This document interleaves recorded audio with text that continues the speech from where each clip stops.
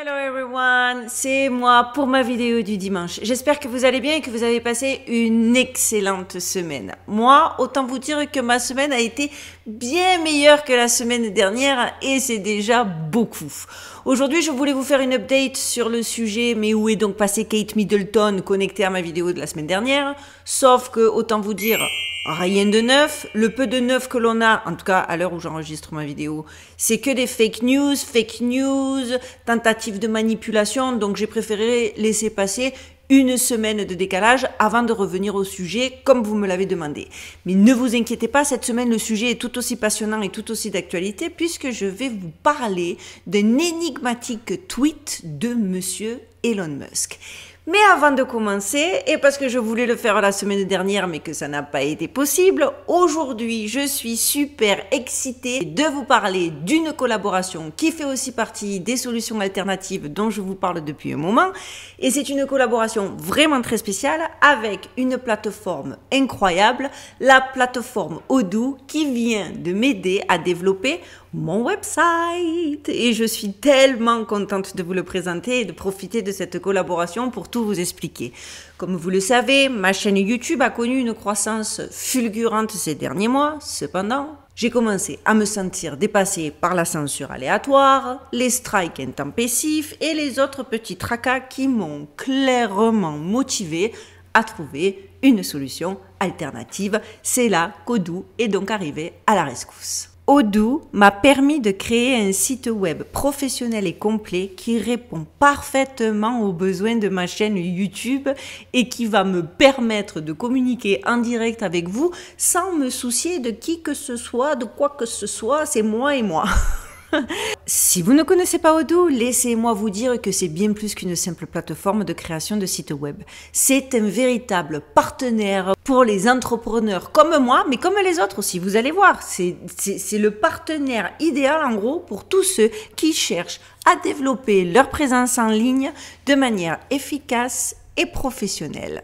Ce qui est génial avec Odoo, c'est que non seulement ils offrent une interface conviviale pour créer et gérer un site web, mais en plus, ils proposent également une gamme complète d'outils pour gérer votre entreprise. Vous allez voir, parce que moi, j'ai fait surtout blog, mais je me suis rendu compte qu'il y avait énormément de possibilités. De la gestion des ventes à la comptabilité, en passant par le marketing, tout est intégré de manière transparente dans une seule et unique plateforme.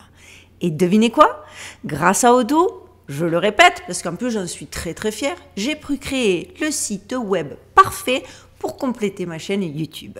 Je peux facilement intégrer mes vidéos, interagir avec ma communauté, et même, si je le souhaite, dans le futur, je peux même vendre des produits. Le tout depuis une seule et même interface intuitive. Donc vous comprenez pourquoi je suis si heureuse et que je tenais tellement à vous parler de ça. Alors si vous êtes un créateur de contenu comme moi ou un entrepreneur cherchant à développer sa présence en ligne, je ne peux que vous recommander Odoo. Leur service clientèle est en plus exceptionnel parce que moi, je suis pas non plus un génie du web. J'ai eu 2-3 soucis. Ils ont été hyper réactifs, hyper professionnels. La plateforme est puissante et facile à utiliser. Et, petite chérie on the top of the cake, leurs prix sont on ne peut plus abordables. Et ça, faut avouer que ça compte. Alors vraiment les amis, c'est une des plateformes les plus complètes que je connaisse. Parce que vraiment, les utilisateurs peuvent personnaliser et adapter la suite logicielle en fonction de leur processus de métier. Franchement, cliquez sur le lien que je mets à votre disposition dans la barre de description de cette vidéo pour aller regarder les multiples options et possibilités que cela vous offre. Je vous mettrai aussi le lien de mon site où je posterai régulièrement des articles et où en plus, je vous dirai, il y aura plein de nouveautés. Voilà pour une de mes solutions alternatives. J'espère qu'elle vous aura suivi et j'ai hâte d'avoir vos réactions en commentaire. Maintenant, tout de suite, sans plus entendre, je vous le disais, aujourd'hui, on va parler d'Elon Musk. Quand Elon Musk a un message à nous faire passer, on peut dire qu'il n'y va pas par 4 chemins. Le 11 mars dernier, sur son compte Twitter, Monsieur Musk a posté un étrange message accompagné d'une tout aussi étrange photo d'illustration. Puis Elon, comme il le fait assez souvent, a bien réfléchi et a supprimé ce post. Bien évidemment, le net étant ce qu'il est, c'était bien sûr sans compter sur tous les aficionados du screenshot, tous ceux qui ont conservé, republié, partagé, commenté, bref, par ceux qui ont bien compris qu'il y a quelque chose à creuser derrière cette curieuse illustration, et autant vous le dire qu'ils n'avaient pas tort. Ainsi, les plus curieux, les plus observateurs, en gros ceux qui sont encore munis d'un cerveau qui ne fonctionne pas en circuit fermé et qui savent l'utiliser, ceux-là même, vous vous en doutez, rapidement étiquetés, considérés comme complotistes, conspirationnistes et tout le tout team, se sont rapidement emparés de l'info et ont commencé non seulement à se poser la même question qu'Elon Musk, à savoir quand est-ce que cela suffit, alors ça moi c'est une question que tous les jours je me demande, mais surtout quelle était cette illustration, d'où venait-elle, d'où avait-elle été tirée, de quoi s'agit-il exactement? Quant à ceux qui ont compris qu'il s'agissait d'une carte et ceux qui ont rapidement identifié de quel jeu de cartes cette fameuse carte était tirée, bon mais eux, ils sont allés encore plus vite et ils étaient déjà 2 steps devant et eux carrément ils ont posé la question mais quand est-ce que cette carte, ça suffit, c'est assez, va-t-elle être mise en œuvre? Alors pour ceux qui ne comprennent pas et pour ceux qui n'avaient aucune idée de quoi il s'agissait, c'était flou, limite abstrait. Eh bien, vous allez vite voir et vous allez vite vous rendre compte qu'en fait, cette carte ne vient pas de n'importe où, ni de n'importe quel jeu. Et que cette carte a tendance à confirmer de nombreuses théories considérées comme conspirationnistes. Vous allez voir, c'est fascinant, c'est perturbant, et c'est maintenant.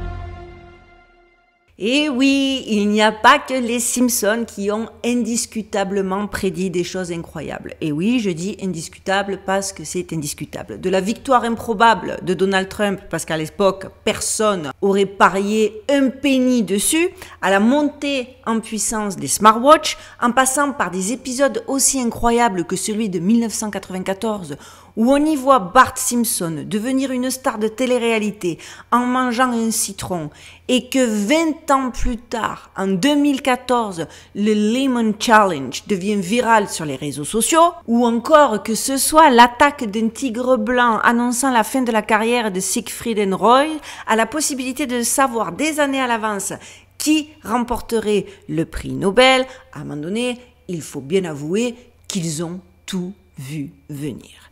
J'ai d'ailleurs fait une vidéo sur ce sujet, puis pas accès spécifique Simpson, puisqu'il s'agit d'une vidéo sur la programmation prédictive, mais j'en parle, et ceux qui ne connaissent pas le sujet, qui n'ont aucune idée de ce à quoi je fais allusion maintenant, je vous conseille d'aller voir ma vidéo, je vous mets le lien dans la barre de description. Et vraiment, je détaille un petit peu le phénomène des Simpsons, parce que il est assez extraordinaire. Et bien voilà que grâce à Elon Musk, j'ai découvert un jeu de cartes tout aussi stupéfiant, voire encore plus stupéfiant, non, tout aussi stupéfiant que les Simpsons. Un jeu de cartes des années 1990 qui a prédit, entre autres, le 11 septembre, la mort de la princesse Diana, la présidence de Donald Trump et la pandémie. Je dis pandémie. Et je croise les doigts pour que ça passe. Alors oui, vous allez voir, c'est complètement dingue. Moi-même, je n'en suis pas revenue. Et si je vous dis que cet incroyable jeu de cartes a pour nom, accrochez-vous, Illuminati, Nouvel Ordre Mondial, vous ne serez pas plus surpris que lorsque l'on vous a appris que le créateur des Simpsons, Matt Groening, était franc-maçon de la loge de Zetland. Bah oui, parce qu'à un moment donné... coïncidences, les hasards de la vie font que c'est quand même étrange, tous ces francs-maçons et autres sociétés secrètes qui gravitent autour de prédictions. À un moment donné, il va falloir vraiment penser à se réveiller les gens. Alors, ce jeu de cartes intitulé, je le répète, en version originale, Illuminati New World Order, qui a été publié par la compagnie de Steve Jackson Games, en 1994, a attiré l'attention par son thème intrigant centré sur les sociétés secrètes et la domination du monde. Le jeu met les joueurs dans la peau de marionnettistes manipulant diverses factions dans le but de contrôler le monde au nom de la société secrète de leur choix.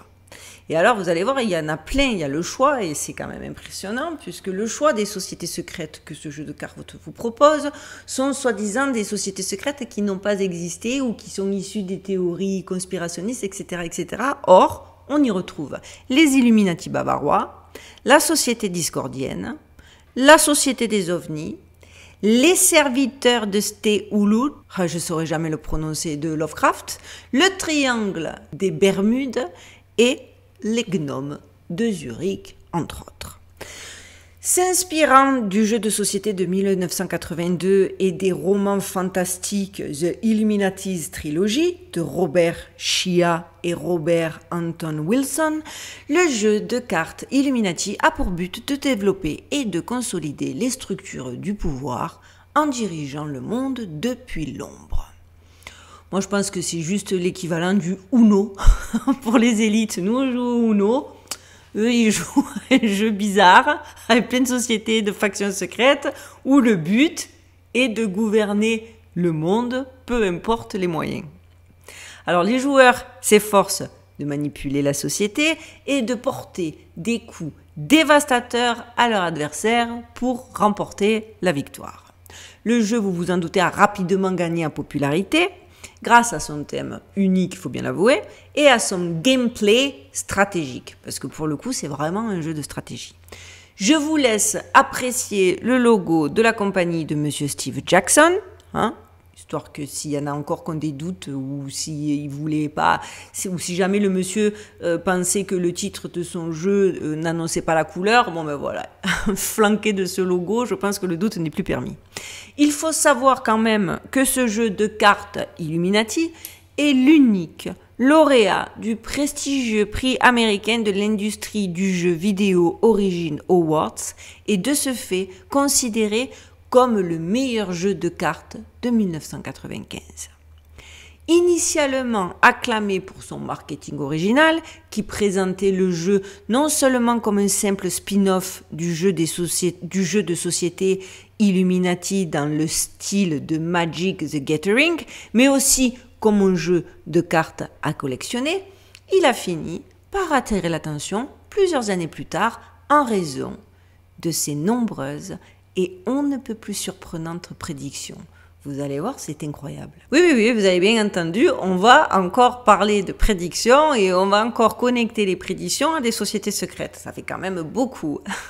Alors si au départ, vous pensiez qu'il ne s'agissait que d'un simple jeu de stratégie qui peut être joué par 2 à 6 personnes, dont les règles complexes, écrites sur plusieurs pages et dont le but est de prendre le contrôle du monde pendant que les joueurs se chatouillent les nerfs, se sentant comme des dirigeants secrets, des puppy masters d'un monde des coulisses, vous allez vous rendre compte que c'est bien plus que ça. Ça, c'était déjà beaucoup. Après, on peut vraiment se conditionner, se dire non, c'est un jeu de stratégie. Le background, c'est les sociétés secrètes. Ça ne reste pas, arrêtez de délirer, ça ne reste qu'un jeu de stratégie. Attendez de voir. En effet, le post d'Elon Musk a eu l'effet d'une petite bombe car beaucoup ont décidé de creuser cet étrange tweet et ont découvert que les cartes prédisaient de nombreux événements des 30 dernières années dont les créateurs n'avaient aucun moyen de prévoir l'arrivée. Et devant les nombreux exemples indiscutables, forcément, la controverse ne cesse d'enfler. Si certaines cartes restent difficiles à comprendre, parce qu'il y en a forcément, peut-être que c'est pas encore arrivé, que ça va arriver, que pour l'instant on les regarde en se disant ça c'est rien, et que dans 20 ans, puisqu'il a déjà fallu 30 ans pour certaines des cartes, dans 20 ans on va se dire, tu vois le jeu, il a continué ses prédictions. Parce que par exemple, celle-là, ça montre une bobine de film déchirée, une sorte de désastre et une inscription indiquant que la bande se termine.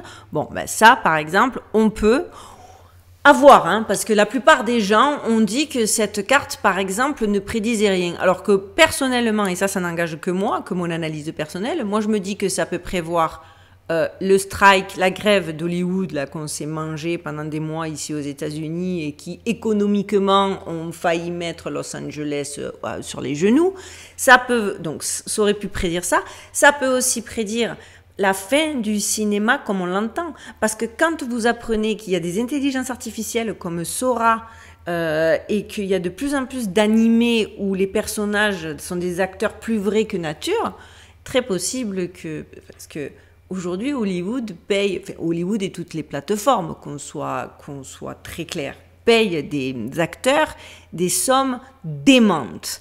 Si demain on leur propose des acteurs meilleurs qui sont jamais fatigués, qui travaillent 24 heures sur 24, qu'on n'a pas besoin de payer parce qu'on l'achète, on achète le personnage créé par intelligence artificielle et après tu peux l'utiliser jour et nuit, etc. Vous n'allez pas me faire croire qu'Hollywood il va pas voir son profit et il va pas voir ses intérêts. Et que le cinéma va changer et que dorénavant, les acteurs ne seront que des personnages de réalité virtuelle.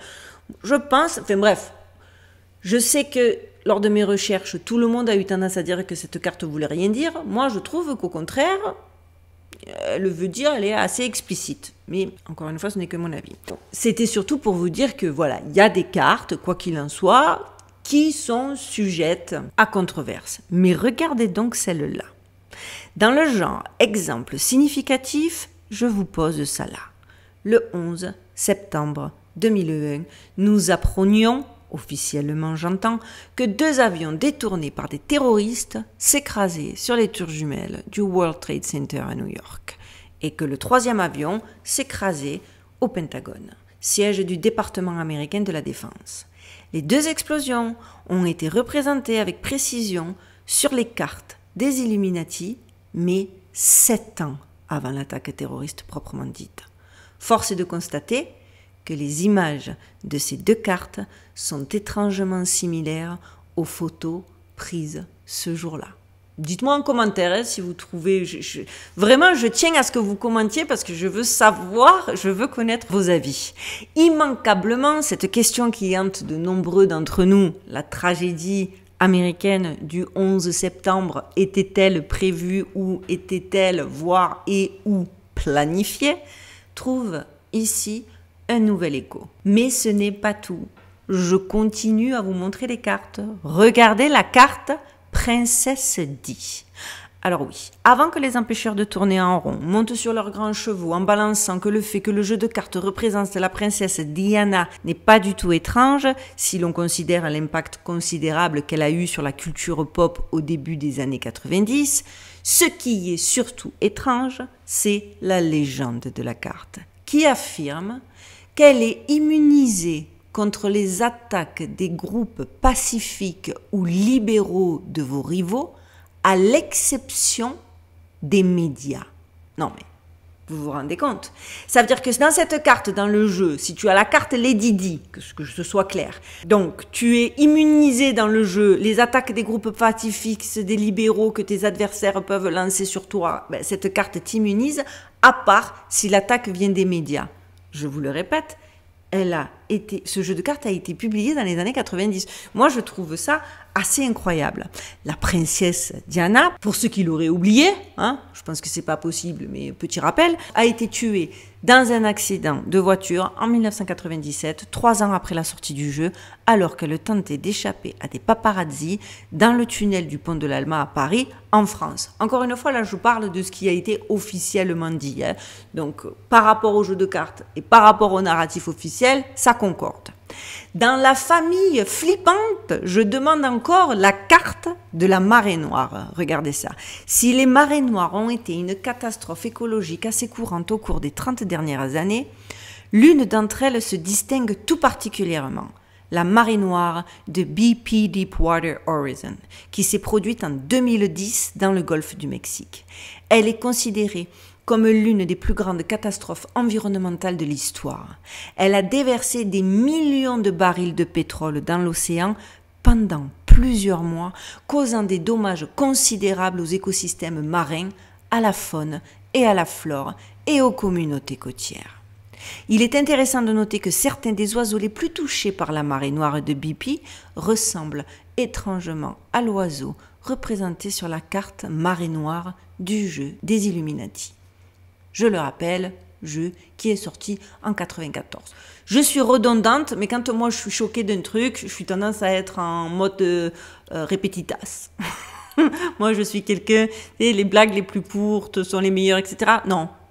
Moi j'aime le comique de répétition, et si quelque chose m'a fait rire, je suis capable de te le sortir une journée entière. Donc désolé si ça fait un peu redondant. Vous appuyez sur la petite flèche sur la droite de votre clavier et ça fera faire des petits sauts de 10 secondes à votre vidéo si je suis insupportable. On trouve aussi la carte désastre combiné. Certains croyants affirment que la carte catastrophe combinée du jeu semble représenter l'énorme tremblement de terre et le tsunami qui se sont produits au Japon en 2011. La carte, effectivement, montre une ville complètement dévastée avec l'horloge réglée sur 2 et sur 11, le 11 mars 2011. Parce que vous savez qu'aux États-Unis, on place toujours le mois avant le jour. Le Japon a été frappé par un tremblement de terre, un tsunami et une catastrophe nucléaire qui sont tous survenus le même jour, le 11 mars 2011. Moi, l'année 2011, c'est une des pires années de ma vie en plus. Certains pensent que la tour de l'horloge sur la photo est la tour Wako dans le quartier commerçant de Ginza à Tokyo. Bien que Tokyo n'ait pas été touchée par la catastrophe, la tour est effectivement un bâtiment très reconnaissable du Japon et que pour illustrer des catastrophes combinées à un même jour dans un endroit spécifique, certains ont dit que c'était l'illustration la plus pertinente à faire. Effectivement, certains ont souligné la ressemblance entre le leader figurant sur la carte du leader charismatique et le président Donald Trump qui s'est hissé au pouvoir grâce à son fort charisme. Je sais que ça va en choquer certains, mais quand il a été élu président, c'est en grande partie à cause de son panache. Qu'on l'aime ou qu'on ne l'aime pas, qu'on soit sensible ou pas à son humour hyper borderline, ça je le conçois parfaitement, les gens ont aimé son côté humour pinçant. Donc effectivement, parce que si à la carte du leader charismatique, tu rajoutes celle Martial Law. Moi, je suis désolée, mais je pense que c'est assez représentatif parce que ça peut, surtout le Martial Law, cette carte, c'est la préfiguration de la prise de contrôle du Capitole le 6 janvier 2021 par les partisans dits de Trump, par le narratif officiel. Parce que, je ne sais pas si vous vous rappelez, les membres du Congrès ont dû être évacués d'urgence, etc. Les militaires sont arrivés tout autour. Moi, je trouve que voilà, encore une fois, que ces cartes soient les unes derrière les autres. Le leader charismatique Martial Law, entre le Trump qui, lors de son élection, a dit qu'il serait là pour nettoyer le deep state, le marais profond, on sait tout ce que ça veut dire, et derrière les événements du Capitole, c'est quand même... non, vous trouvez pas? C'est quand même assez incroyable. Vous doutez encore? Vous êtes toujours au stade où vous pensez qu'il s'agit de simples coïncidences, de malencontreux hasards, de la chance du débutant? Avant de vous réjouir, enfin, je parle pour ceux surtout qui sont toujours dans le « je ne sais pas pourquoi je m'oppose, mais je m'oppose », regardez encore les cartes suivantes. La carte de l'épidémie, avec la petite quarantaine bien mise en avant. Si ça, vous ne l'interprétez pas comme prédisant la malédiction du pangolin, qui a mis le monde à l'arrêt en 2020, parce que maintenant je vais l'appeler comme ça, la malédiction du pangolin, je ne sais plus quoi faire pour vous, quoi. Il existe de nombreuses autres cartes en plus, dont on dit qu'elles prédisent diverses choses au cours de ces 30 dernières années. Il y a même un site web qui contient les photos de chaque carte. Si vous souhaitez mener vos propres recherches, je vous mets le lien en barre de description de cette vidéo. Parce que vous allez voir, c'est complètement assez déroutant.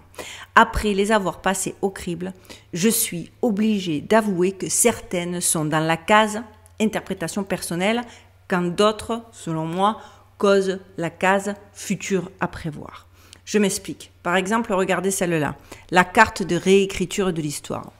Présentée par certains comme prédisant le scandale des républicains aux États-Unis qui ont réécrit, soi-disant, les livres d'histoire dans les écoles du Texas pour mieux les adapter à leur idéologie, ou par d'autres partisans qui, eux, ont confirmé que cette carte était liée à l'enlèvement des statues des Confédérés et d'autres sources d'informations sur la Confédération dans le but d'effacer cette partie de l'histoire de la nation. D'autres disent et je partage plus moi cet avis, qu'elle représente la preuve que l'histoire a bel et bien été manipulée et que bientôt nous en aurons la révélation.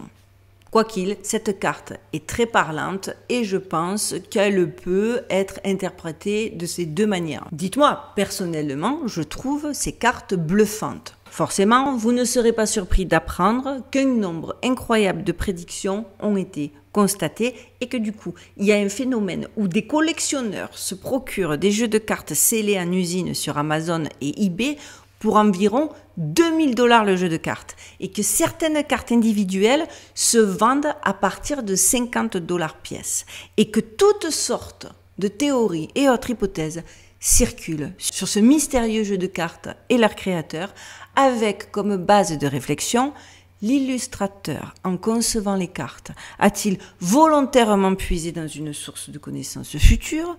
Comment cela est-il possible? Ce jeu de cartes a-t-il été créé par un voyageur dans le temps? J'ai vu plein de théories, plein de questionnements. Clairement, avec tout ce que j'ai vu, tout ce que j'ai lu, que ce soit sur Reddit, sur X, via les commentaires en dessous le post d'Elon Musk, etc.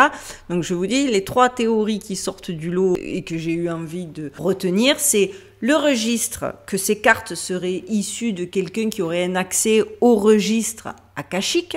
Alors, le registre akashique, pour ceux qui ne sauraient pas ce dont on parle. Certains croient en l'existence d'un registre akashique, un condensé métaphysique regroupant la totalité des connaissances et des événements cosmiques. Il serait accessible aux personnes dotées de pouvoirs psychiques ou via des pratiques spirituelles intenses. Peut-être l'illustrateur s'est-il connecté volontairement ou involontairement à ce registre lors de la création de ces images. Ça, c'est une théorie qui a réuni plusieurs sympathisants. L'autre théorie, une des plus discutées, c'était le visionnement à distance. Alors cette pratique consiste à tenter de recueillir des informations sur une cible lointaine ou invisible par la perception extrasensorielle ou des capacités psychiques. Dans les années 1990, le projet d'ailleurs Stargate, financé par le gouvernement américain pour étudier l'utilité militaire des capacités psychiques, a ravivé l'intérêt du public pour le visionnement à distance.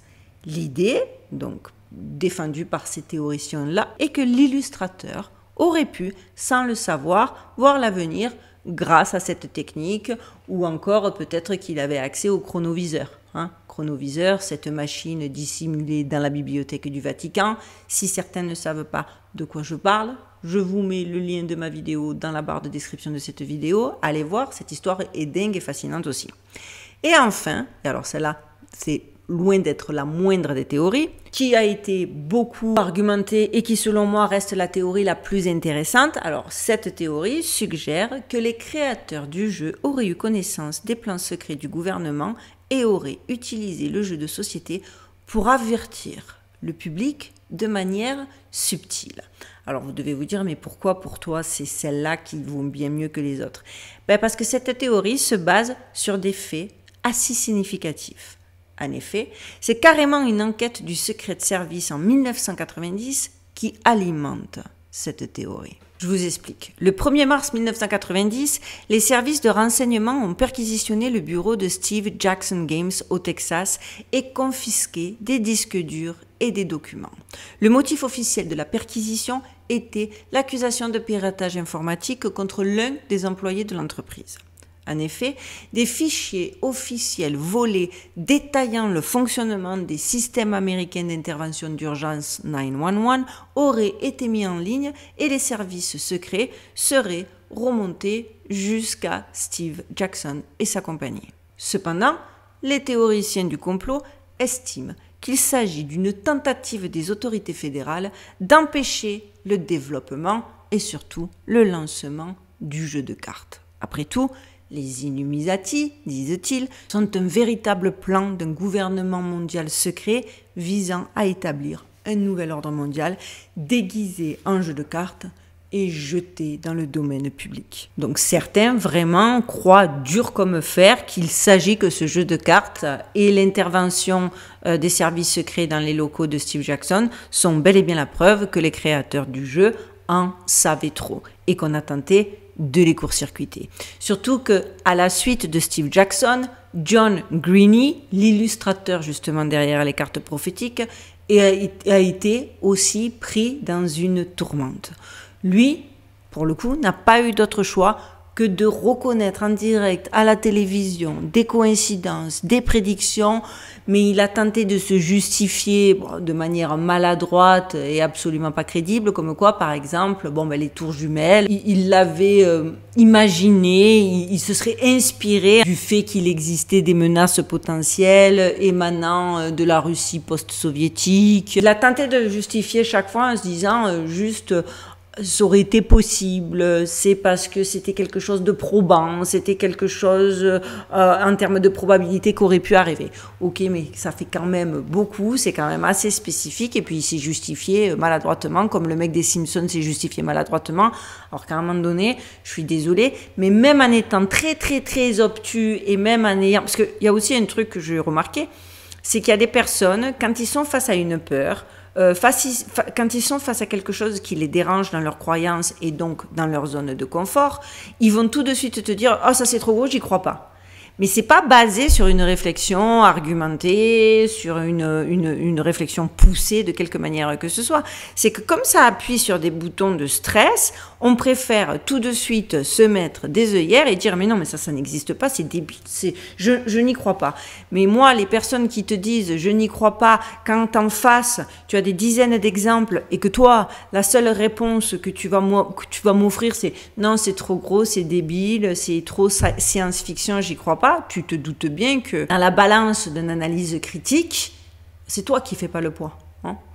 Dites-moi ce que vous en pensez en commentaire, mais faut avouer que ce jeu de cartes est assez perturbant. Et quand de surcroît, ce jeu de cartes, parce que limite on l'avait oublié ce jeu de cartes, et le fait que c'est pas n'importe qui a remis ce jeu de cartes sous le feu des projecteurs, c'est quand même Elon Musk. Et on sait que chaque mouvement d'Elon Musk est étudié, chaque réponse, chaque tweet, chaque intervention est mûrement réfléchie. Même ceux qui ne sont pas fans, moi personnellement je ne suis absolument pas fan d'Elon Musk, je vous l'ai dit à de nombreuses reprises, moi ce gars me laisse dans l'expectative, je ne sais pas pour qui il bosse, je ne sais pas le dos de qui il prend, ses discours incohérents et entre oui l'intelligence artificielle est dangereuse mais je développe la mienne, oui si oui là, il est tellement paradoxal que moi il m'a perdu, je n'ai pas d'avis, mon avis n'est pas ferme et définitif, c'est ce que je veux dire, mais quoi qu'il en soit, même si tu n'apprécies pas le personnage, tu sais que chacune de ses actions est mûrement réfléchie et qu'il y a derrière un but. Donc forcément, on est obligé d'en parler, on est obligé de s'y pencher et j'ai envie de vous dire, on est même obligé de creuser. Parce qu'il y en a tellement, je crois qu'il y a 400 cartes. Allez voir le lien que je vous ai mis dans la barre de description sur les cartes, parce que c'est assez bluffant et peut-être que vous allez voir des prédictions ou des prédictions potentielles que moi j'aurais pas vues. Je suis vraiment curieuse de connaître vos avis parce que vous êtes toujours percutant, pertinent, au top. J'ai une communauté au top, je le dis à chaque fois, mais c'est vrai de vrai, je persiste et je signe. Voilà les amis, pour moi cette vidéo c'est terminé. J'espère que d'ici la semaine prochaine on aura des nouvelles de Kate, mais j'espère aussi que cette vidéo vous aura plu parce que moi j'ai bien aimé le sujet. Avant de vous quitter, vous savez comment c'est important spécialement maintenant parce que je pense que cette vidéo va être strikée parce que je crois que j'ai utilisé trop de mots encore. Moi aussi je me laisse emporter. Et j'oublie qu'aujourd'hui on ne peut plus parler comme bon nous semble. Donc vous savez que pour m'aider, la meilleure chose à faire, c'est les likes. Les likes, c'est hyper important parce que plus il y a de likes, plus ma vidéo sera suggérée. Si les likes s'accompagnent de commentaires et de partage, mais alors là c'est jackpot hein, pour ma vidéo parce que YouTube ne va pas avoir d'autre choix que de la suggérer. Et si vous êtes nouveau, abonnez-vous, plus on est nombreux, plus on est fort. J'espère qu'une fois que j'aurai passé la barre des 100 000, je serai un peu plus libre de mes mouvements. Aussi, avant aussi de vous quitter, n'oubliez pas d'aller cliquer sur le lien en barre de description pour la plateforme, pour avoir un accès direct à la plateforme Odoo. Je vous jure que si vous pensez depuis un certain moment à vous lancer, que vous avez des envies de website, des envies de vlog, que vous avez envie même peut-être de développer votre propre website pour les besoins de votre compagnie, de votre entreprise, vous allez être agréablement surpris. Voilà, c'est fini pour moi. Je vous souhaite de... Ah oui, et aussi, n'oubliez pas de me rejoindre sur Instagram. On est de plus en plus nombreux. Je suis très active, surtout en story. Et c'est pareil, ça nous permet de rester en contact d'un dimanche à l'autre. Voilà les amis, je vous souhaite de passer une excellente semaine. Prenez bien soin de vous, prenez bien soin de vos proches, gardez l'œil ouvert et surtout, stay safe.